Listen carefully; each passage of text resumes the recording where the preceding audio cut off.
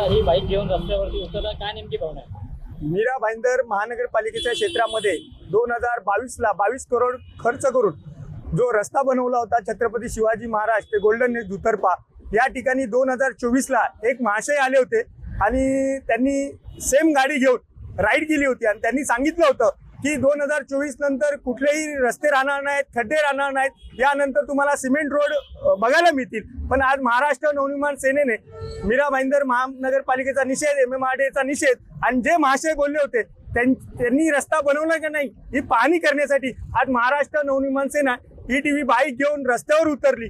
तर ज्या वेळेला ते खड्डे होते त्यांनी तर रस्त्याच्या साईडला खड्डे होते, पण आज आम्हाला रस्त्याच्या मधोमध खड्डे दिसत आहेत.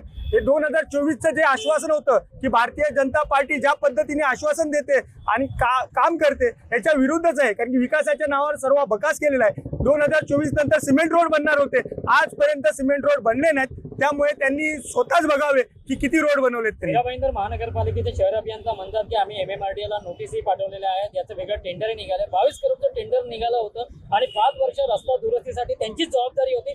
परंतु 1 वर्ष पूर्ण न होता या रस्त्याला खड्डे पडले, नेमकी जबाबदारी कोणाची? 5 वर्षाचं देखभालीचं त्यांचं टेंडर होतं, परंतु हे देखभाल झालीच नाही. देखभाल न करता यामध्ये मोठा भ्रष्टाचार झालेला, या विषय विधानसभेत पण उचललेला, त्यांना ब्लॅकलिस्टेड करण्यासाठी पण माजी आमदार आहेत गीता जैन यांनी पत्र दिला होता. त्यानंतर नरेंद्र मेहता पाठपुरावा करत होते.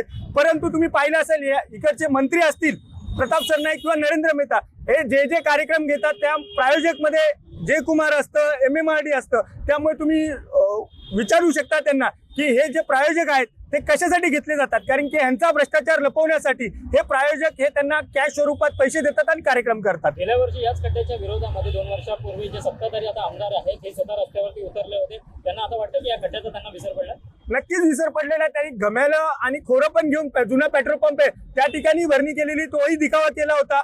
ETV बाईक घेऊन त्यांनी मीरा भाईंदर शहरामध्ये राऊंड मारला होता. परंतु आता त्यांना विसर पडलेला आहे. त्यामुळे त्यांना आठवण करण्यासाठी आज महाराष्ट्र नवनिर्माण सेना या रस्त्यावर उतरून त्यांना खड्डे दाखवत आहे. प्रताप सरनाईक यांनी पत्रकारांशी बोलताना एक खोचक टोळा दिला होता की आता खड्डे पडले तर लोक रस्त्यावरती गाड्या घेऊन फिरतील, आमचे शिवसैनिकवाले गाड्या शोधतायत, तर तुम्ही काय मनसे मदत करणार आहात का? त्यांना प्रताप सरनाईकच्या कार्यकर्त्यांना किंवा त्यांना जर गाडी भेटत नसेल तर त्यांनी महाराष्ट्र नवनिर्माण सेनेशी संपर्क करावा.